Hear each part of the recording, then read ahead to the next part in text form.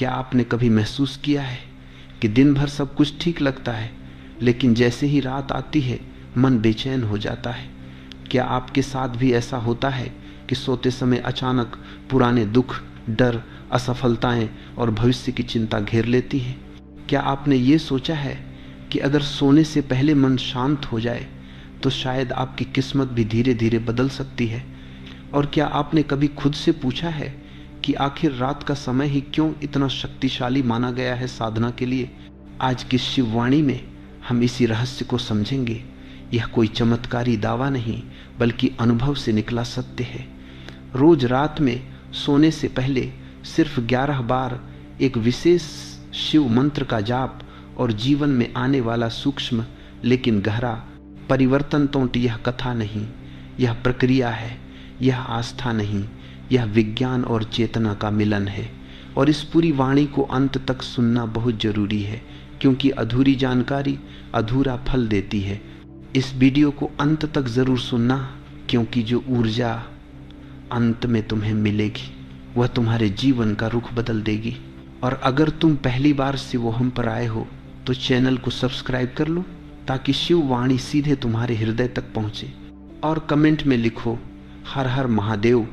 शिव को अगर केवल मूर्ति समझा जाए तो हम शिव के प्रभाव का बहुत छोटा हिस्सा ही जान पाते। शिव का अर्थ है जो शेष रह जाए, जो सब कुछ होने के बाद भी स्थिर रहे। रात का समय भी ठीक वैसा ही होता है। दिन भर के शोर, भाग दौड़, कर्म और विचारों के बाद जब सब शांत होने लगता है, तब जो बचता है वही असली आप होते हैं। इसीलिए प्राचीन काल से ऋषि मुनि रात के समय साधना करते आए हैं। रात मन को नहीं, मनुष्य को खोलती है, और जब मन खुला हो तभी मंत्र भीतर उतरता है। आज जिस मंत्र की हम बात कर रहे हैं वह कोई लंबा, कठिन या जटिल मंत्र नहीं है। यह वही मंत्र है जिसे शिव तत्व का बीज कहा गया है। लेकिन उससे पहले यह समझना जरूरी है कि सोने से पहले जाप करने से ऐसा क्या होता है जो दिन में नहीं होता। जब आप सोने जा रहे होते हैं तब आपका अवचेतन मन जागृत होने लगता है। आपका चेतन मन थक चुका होता है, और जो भी अंतिम विचार आप लेकर सोते हैं वही पूरी रात आपकी ऊर्जा को दिशा देता है। यही कारण है कि डर के साथ सोने वाला व्यक्ति सुबह भारीपन के साथ उठता है, और शांति के साथ सोने वाला व्यक्ति बिना कारण हल्का महसूस करता है। शिव मंत्र कोई इच्छा पूर्ति की मशीन नहीं है, यह मन की दिशा बदलने का साधन है। जब मन की दिशा बदलती है तो कर्म बदलते हैं, जब कर्म बदलते हैं तो परिस्थितियां बदलती हैं, और जब परिस्थितियां बदलती हैं तो हम उसे किस्मत का पलटना कहते हैं। असल में किस्मत नहीं पलटती, आपकी आंतरिक स्थिति बदलती है, और शिव मंत्र इसी आंतरिक स्थिति पर काम करता है। अब प्रश्न उठता है कि सिर्फ 11 बार ही क्यों? क्या ज़्यादा जाप करने से ज़्यादा फल नहीं मिलेगा? इसका उत्तर बहुत गहरा है। शिव संख्या में नहीं, स्थिति में विश्वास करते हैं। 11 संख्या को शिव की संख्या कहा गया है, क्योंकि यह 10 इंद्रियों और मन के ऊपर एक चेतना का प्रतीक है। जब आप 11 बार मंत्र का जाप करते हैं तो आप अनजाने में मन को यह संकेत देते हैं कि अब नियंत्रण चेतना के हाथ में है, विचारों के नहीं। अधिक जाप कई बार मन को थका देता है, लेकिन सीमित जाप मन को केंद्रित करता है। अब मंत्र की बात करते हैं, लेकिन मंत्र बोलने से पहले तैयारी की बात जरूरी है। सोने से पहले यह साधना किसी आसन, दीपक या विशेष पूजा की मांग नहीं करती। बस एक बात चाहिए, ईमानदारी। आप अपने बिस्तर पर लेट सकते हैं या बैठ सकते हैं। रीढ़ सीधी हो तो अच्छा है, लेकिन अनिवार्य नहीं। आंखें बंद करें और 3 गहरी सांस लें। सांस लेते समय महसूस करें कि दिन भर की थकान भीतर जा रही है, और सांस छोड़ते समय वह बाहर निकल रही है। इसके बाद मन में एक भाव लाएं कि अब मैं शिव की शरण में जा रहा हूँ। कोई मांग नहीं, कोई शिकायत नहीं, केवल समर्पण।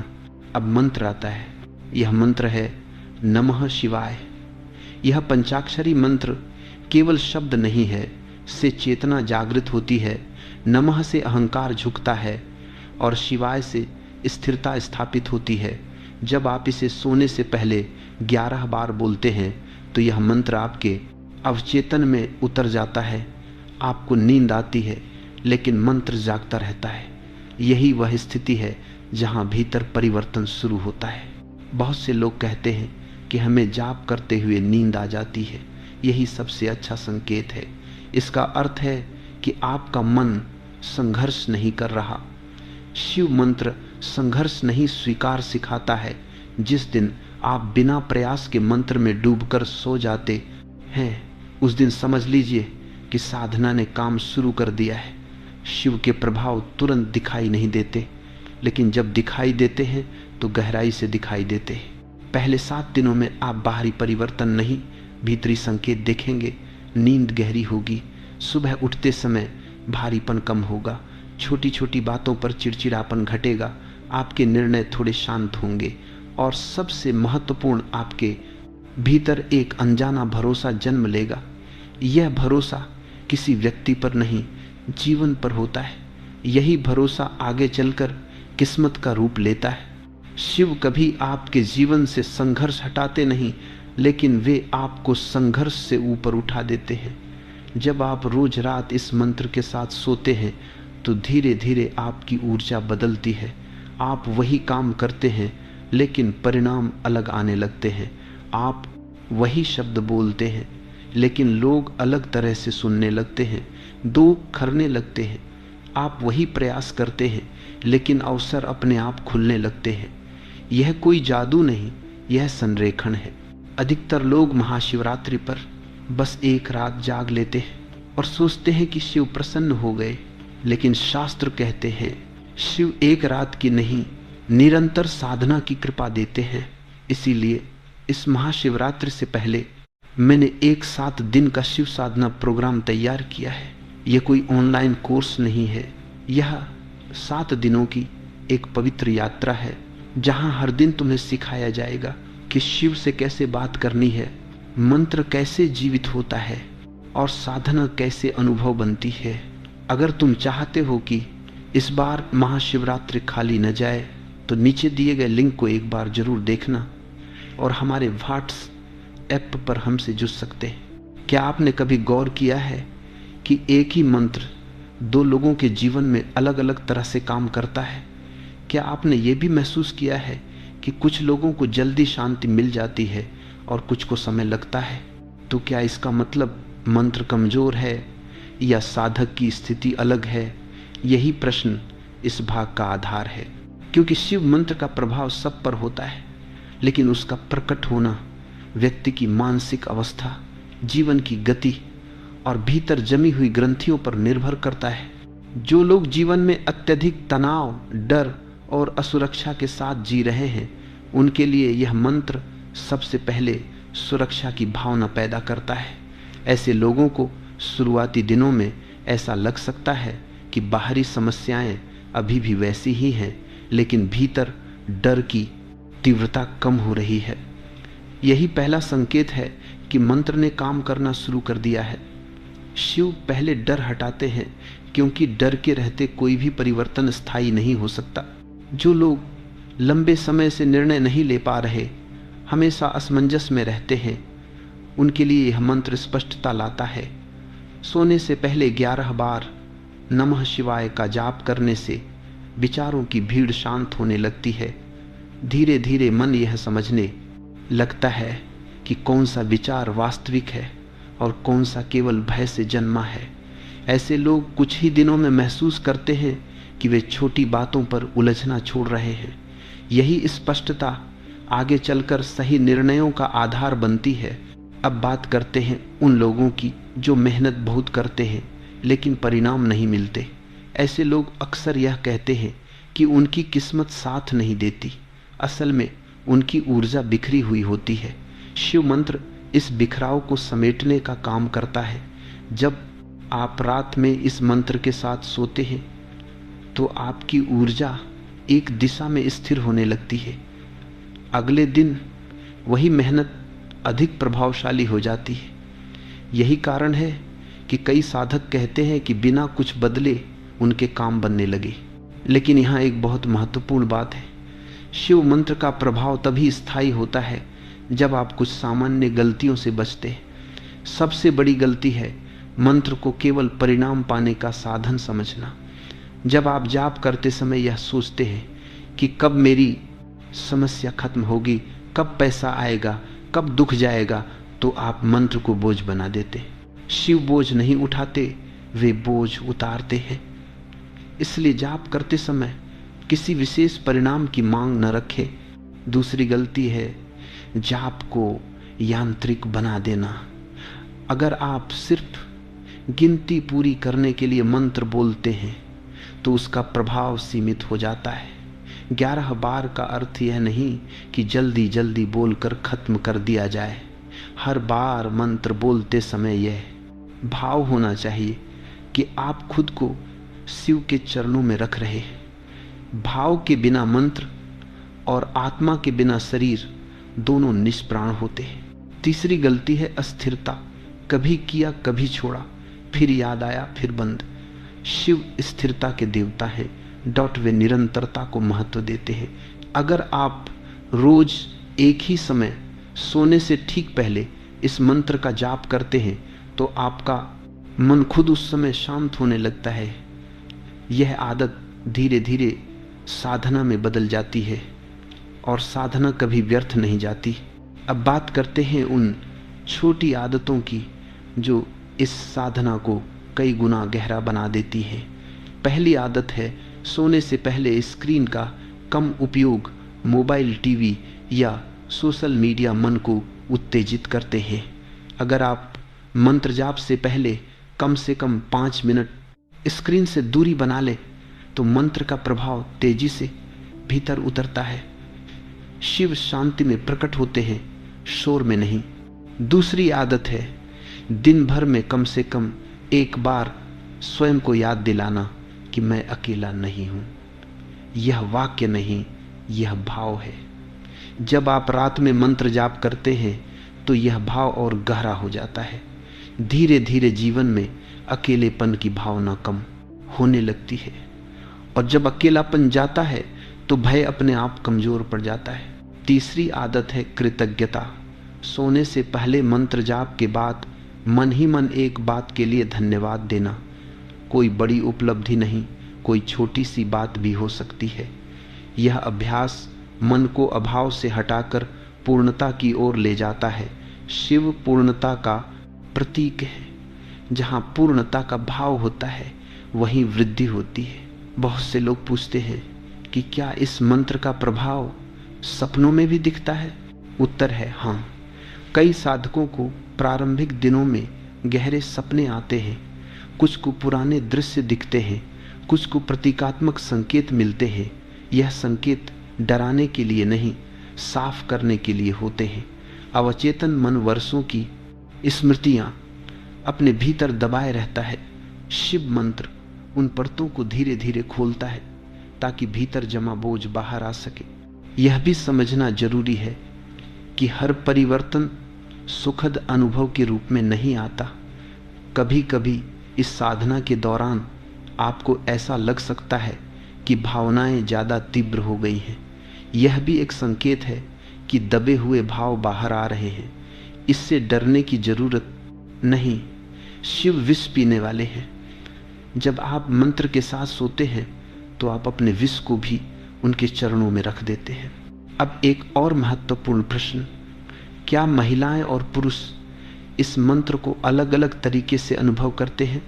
ऊर्जा के स्तर पर अंतर हो सकता है लेकिन प्रभाव में नहीं।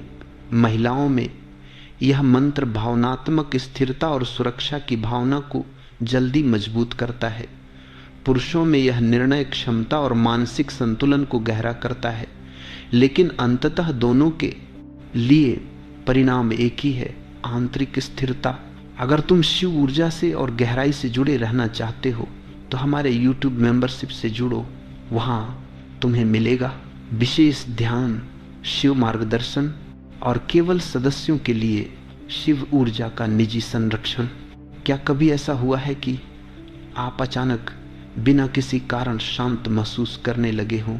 क्या ऐसा लगा हो कि समस्याएं अभी भी मौजूद हैं लेकिन वे आपको पहले जितना हिला नहीं पा रही?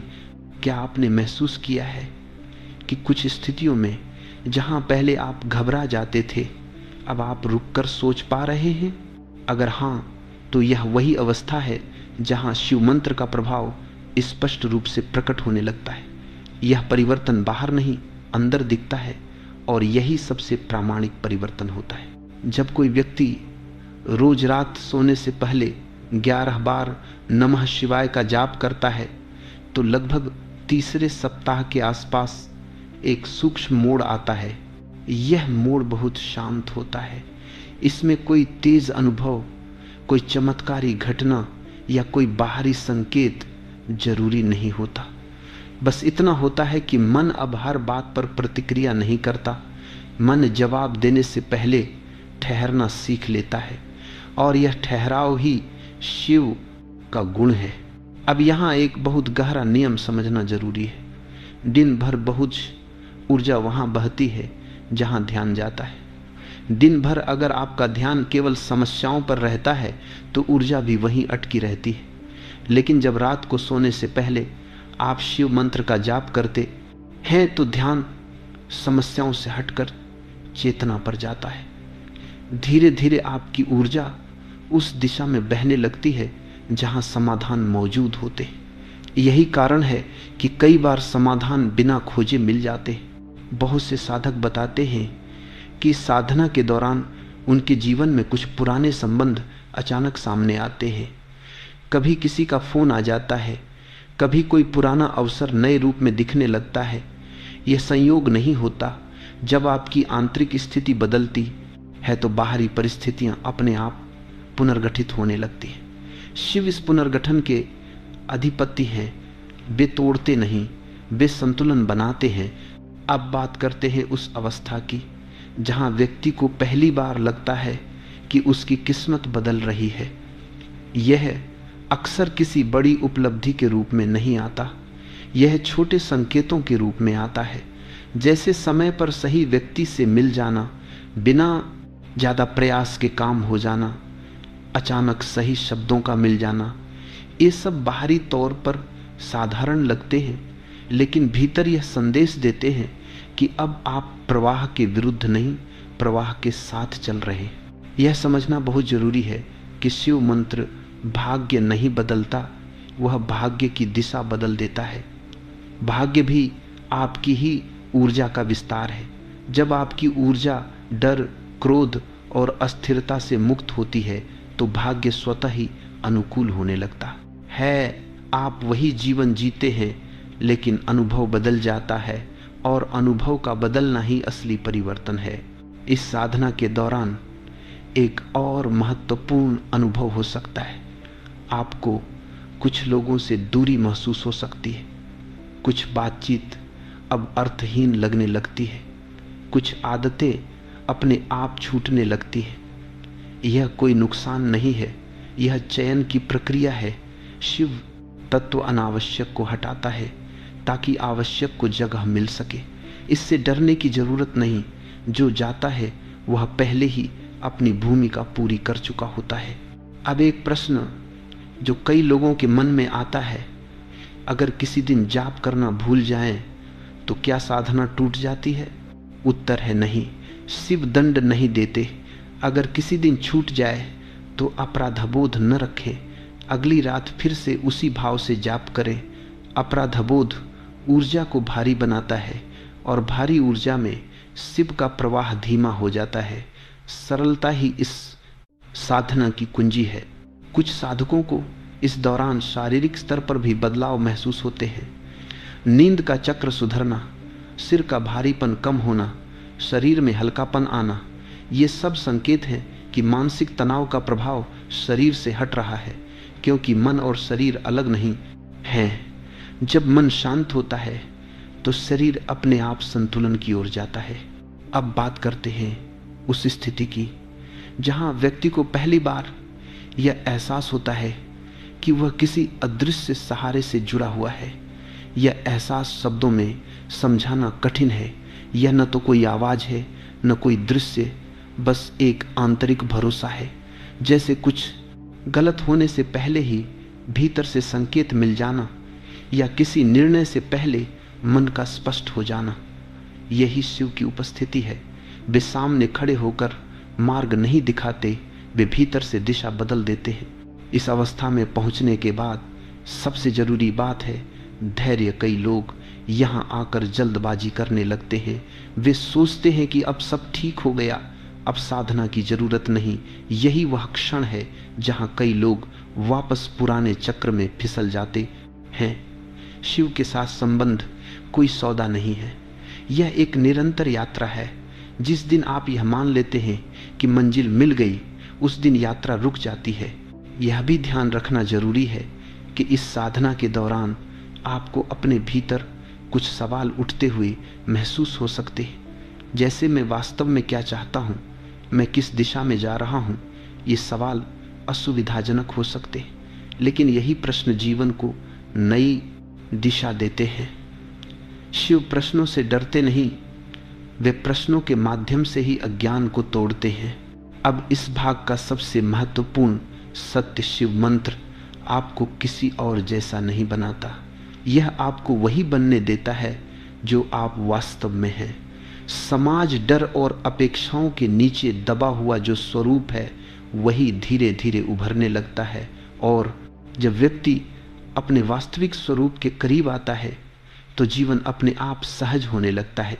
अगर आप यहाँ तक इस वाणी को सुन रहे हैं तो समझ लीजिए कि यह साधना आपको बुला रही है, क्योंकि हर व्यक्ति को यह आकर्षण नहीं होता। यह आकर्षण भी एक संकेत है। शिव का मार्ग सभी के लिए खुला है, लेकिन चलने का निर्णय भीतर से ही आता है। भक्तों, महाशिवरात्रि में कुछ ही दिन बचे हैं मन को तैयार करने के लिए। शिव अचानक नहीं मिलते, शिव तैयारी मांगते हैं। इस 7 दिन का शिव साधना प्रोग्राम को इसीलिए महाशिवरात्रि से पहले बनाया गया है, ताकि जब वो रात आए तो तुम सिर्फ जाग नहीं रहे हो, बल्कि शिव के लिए तैयार हो। व्हाट्स नंबर स्क्रीन पर और लिंक डिस्क्रिप्शन में मिल जाएगा। तुम व्हाट्स नंबर से हमें मैसेज करके बुकिंग कर सकते हो। क्या आपने कभी सोचा है कि अगर मन शांत रहना सीख जाए तो जीवन कितना सरल हो सकता है? क्या आपने यह महसूस किया है कि असली थकान शरीर की नहीं मन की होती है? और अगर मन स्थिर हो जाए तो क्या जीवन अपने आप संतुलित नहीं हो जाएगा? यही वह बिंदु है जहां यह साधना केवल एक अभ्यास नहीं रहती, बल्कि जीवन जीने का तरीका बन जाती है। जब कोई व्यक्ति लंबे समय तक रोज रात सोने से पहले 11 बार नमः शिवाय का जाप करता है, तो एक समय ऐसा आता है जब उसे अब किसी विशेष परिणाम की प्रतीक्षा नहीं रहती। वह मंत्र नहीं करता कि कुछ मिले, वह मंत्र करता है क्योंकि भीतर शांति मिलती है। यही सबसे बड़ा संकेत है कि साधना परिपक्व हो चुकी है।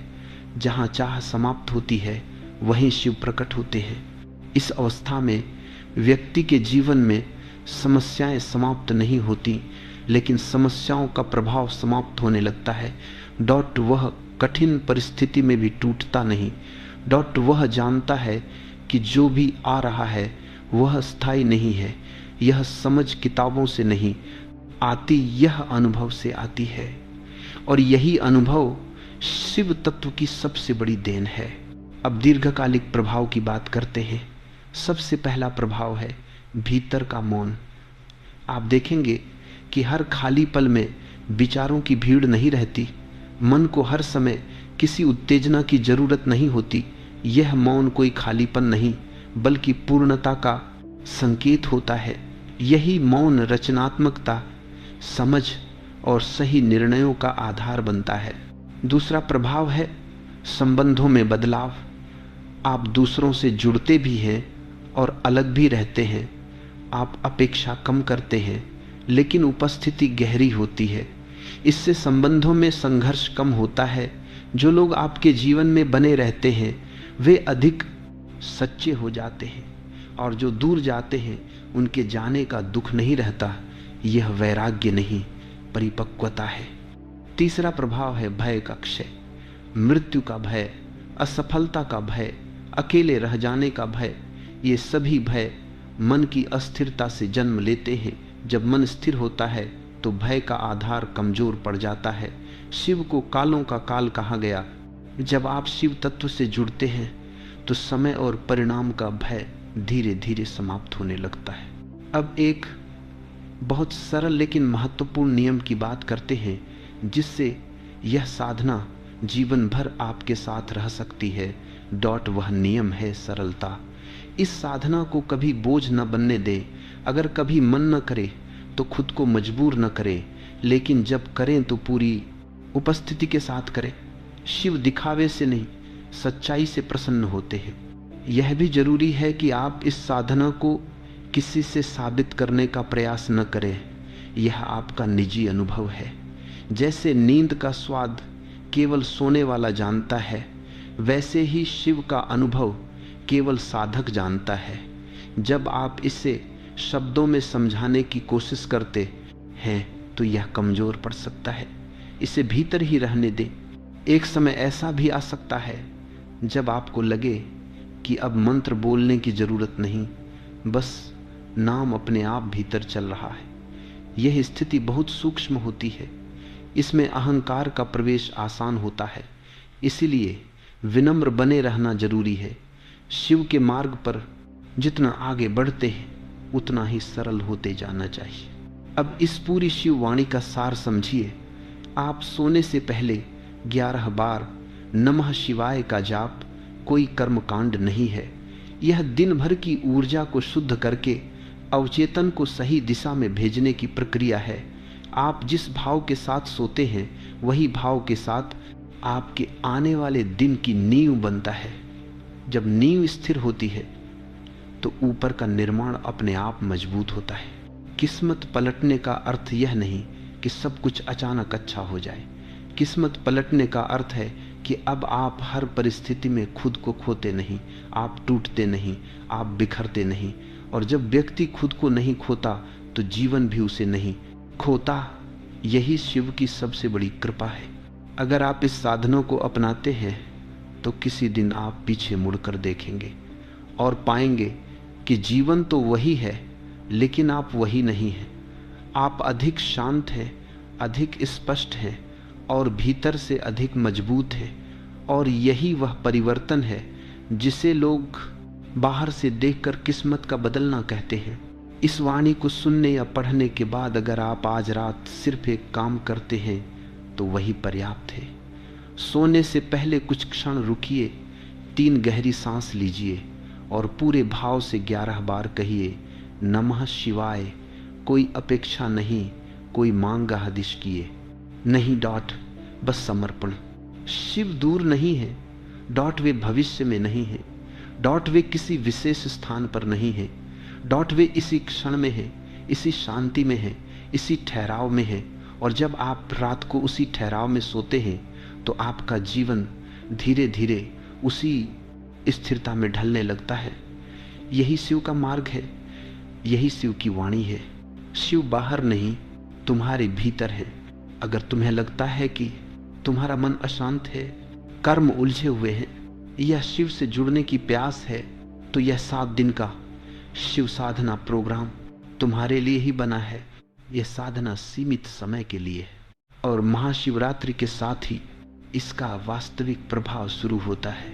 अगर भीतर से हाँ की आवाज आ रही है तो देर मत करो। नीचे दिए गए लिंक से आज ही इस साधना यात्रा का हिस्सा बनो, क्योंकि शिव को टालना अक्सर खुद को टालना होता है।